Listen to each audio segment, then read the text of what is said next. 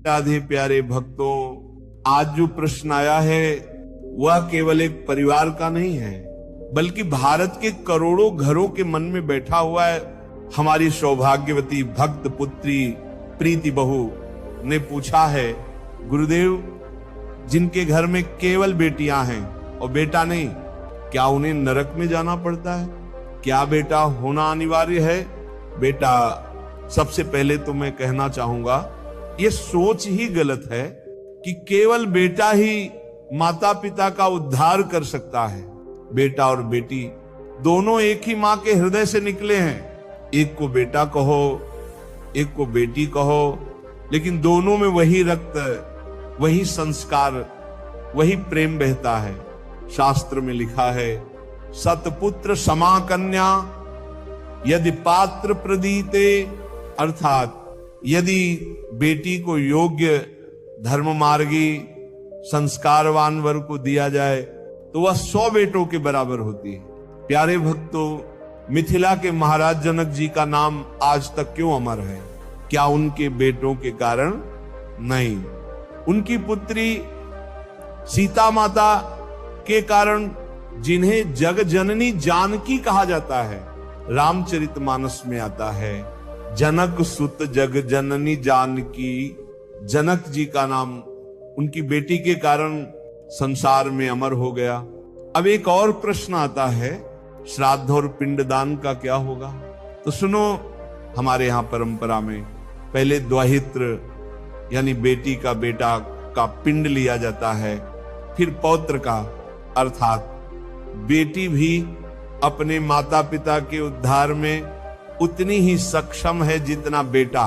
भक्तों, असली बात यह है, नरक या वैकुंठ का निर्णय ना बेटा करता है ना बेटी, ये निर्णय करता है भजन। जो संतान, चाहे बेटा हो या बेटी, भगवान का भजन करती है, प्रभु चरणों में प्रेम करती है, वह माता पिता को नरक से बचाकर वैकुंठ पहुंचा देती है। संत दोहा कहते हैं, राम भजत बिटिया भली, प्रभु पद विमुख ना पूत।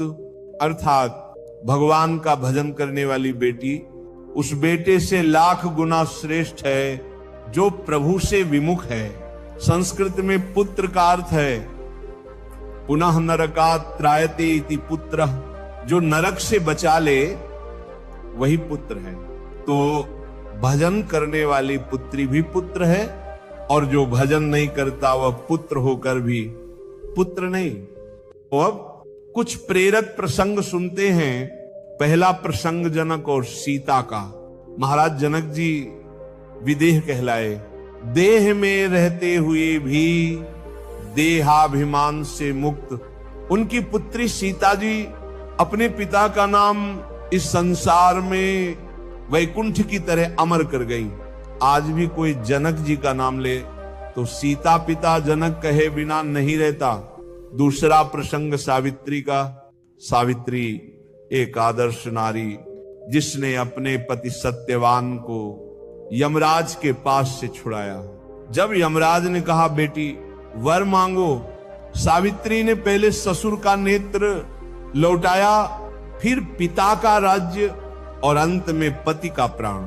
देखो, बेटी ने न केवल मायके का बल्कि ससुराल का भी उद्धार किया। तीसरा प्रसंग मीराबाई का।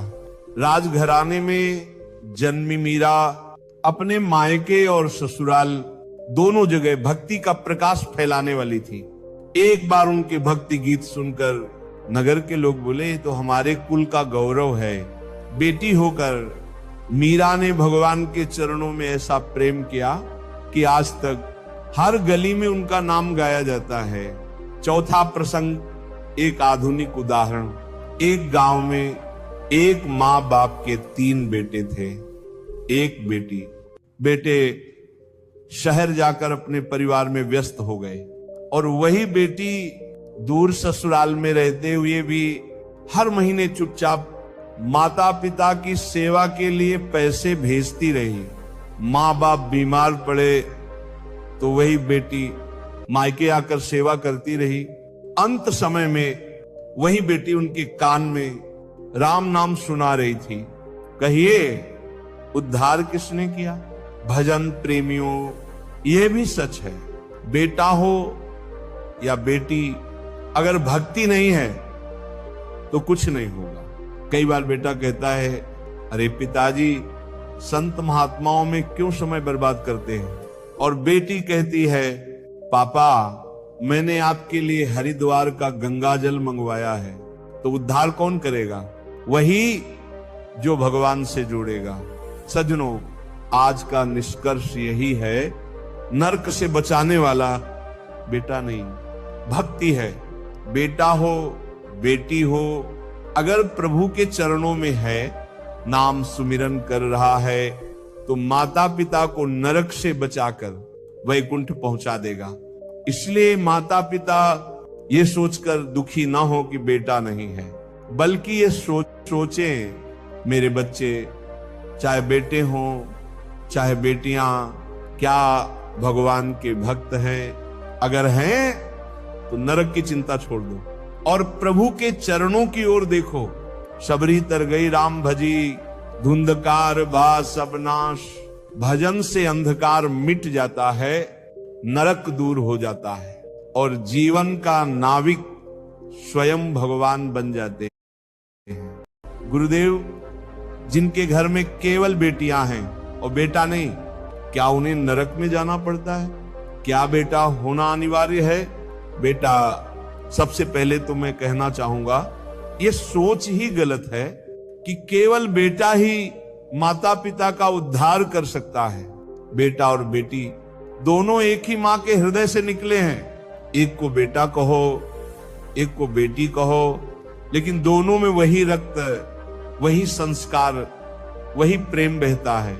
शास्त्र में लिखा है, सतपुत्र समा कन्या यदि पात्र प्रदीते, अर्थात यदि बेटी को योग्य धर्म मार्गी संस्कारवान वर को दिया जाए तो वह 100 बेटों के बराबर होती है। प्यारे भक्तों, मिथिला के महाराज जनक जी का नाम आज तक क्यों अमर है? क्या उनके बेटों के कारण? नहीं, उनकी पुत्री सीता माता के कारण, जिन्हें जग जननी जानकी कहा जाता है। रामचरितमानस में आता है, जनक सुत जग जननी जानकी। जनक जी का नाम उनकी बेटी के कारण संसार में अमर हो गया। अब एक और प्रश्न आता है, श्राद्ध और पिंडदान का क्या होगा? तो सुनो, हमारे यहां परंपरा में पहले द्वाहित्र यानी बेटी का बेटा का पिंड लिया जाता है, फिर पौत्र का, अर्थात बेटी भी अपने माता पिता के उद्धार में उतनी ही सक्षम है जितना बेटा। भक्तों, असली बात यह है, नरक या वैकुंठ का निर्णय ना बेटा करता है ना बेटी, ये निर्णय करता है भजन। जो संतान, चाहे बेटा हो या बेटी, भगवान